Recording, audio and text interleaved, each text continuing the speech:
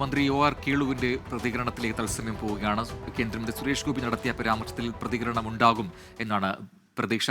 സുജിത്ത് അയ്യപ്പത്ത് അതിന്റെ വിശദാംശങ്ങളുമായി ചേരുന്നുണ്ട്. സുജിത്ത്, കേന്ദ്രമന്ത്രി സുരേഷ് ഗോപി നടത്തിയ പരാമർശം അത് ഇതിനോടകം വിവാദമായിട്ടുണ്ട്. പല കോണുകളിൽ നിന്നും അത്തരത്തിൽ ചർച്ചകൾ വരുന്നുമുണ്ട്. ഇപ്പോൾ മന്ത്രി ഒ.ആർ. കേളു ആ വിഷയത്തിൽ പ്രതികരിക്കാൻ തയ്യാറാണെന്ന് അറിയുന്നു. തീർച്ചയായും ഉന്നത കുലജാതർ ആദിവാസി വകുപ്പിന്റെ ചുമതലയിൽ വരണമെന്നുള്ള ഒരു പ്രസ്താവനയാണ് സുരേഷ് ഗോപിയുടെ ഭാഗത്തുണ്ടായത്. സ്വാഭാവികമായും മന്ത്രി ഒ.ആർ. കേളു നമ്മോടൊപ്പം ചേരുകയാണ്. അദ്ദേഹത്തിന്റെ പ്രതികരണം ഇങ്ങനെയാണ് ഒരു പ്രസ്താവന വന്നിട്ടുള്ളത്. ഉന്നത കുലജാതർ ഇത്തരത്തിലുള്ള വകുപ്പുകൾ കൈകാര്യം ചെയ്യണം എന്നുള്ളതാണ് വന്നിട്ടുള്ളത്. എന്താണ് അതിൽ പ്രതികരണം? അതെ, ഇത് സംബന്ധിച്ച് നമ്മുടെ കേന്ദ്ര മന്ത്രി സുരേഷ് ഗോപിയുടെ ഇത്തരം പരാമർശം സംബന്ധിച്ച് എന്താ പറയുക, ശരിക്കും പറഞ്ഞാൽ ഇതിനോടൊന്നും പ്രതികരിക്കേണ്ട ഒരു കാര്യമില്ല. പക്ഷേ കേൾക്കുമ്പോൾ പ്രതികരിക്കാതിരിക്കാനും സാധിക്കില്ല. നമ്മുടെ സുരേഷ് ഗോപി പറയേണ്ടത് നമ്മുടെ രാജ്യത്തിൻ്റെ രാഷ്ട്രപതി എന്ന് പറയുന്നത് ഗോത്രവിഭാഗത്തിൽപ്പെട്ടിട്ടുള്ള ദ്രൗപദി മുർമുവാണ്. അത് സംബന്ധിച്ച് അദ്ദേഹത്തിൻ്റെ അഭിപ്രായം ഒന്ന് കൃത്യമായിട്ട് പറയണം.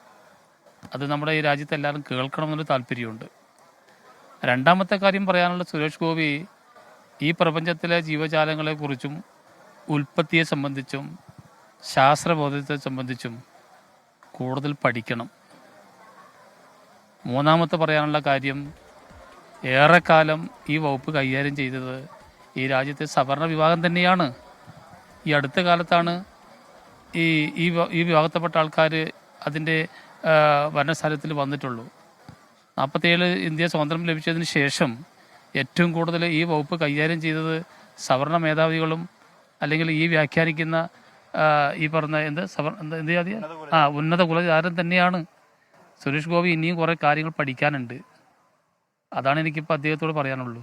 ഈ വില കുറഞ്ഞ പ്രസ്താവന എന്നുള്ള തരത്തിലാണ് CK ജാനുവടക്കം NDAയുടെ ഘടകകക്ഷിയാണ് അവരടക്കം പറയുന്നത്.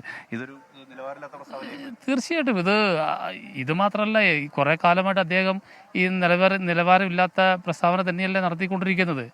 അതാണ് ഞാൻ പറഞ്ഞത്, ഇതിനോടൊന്നും വിവരമുള്ള ആൾക്കാർ പ്രതികരിക്കില്ല.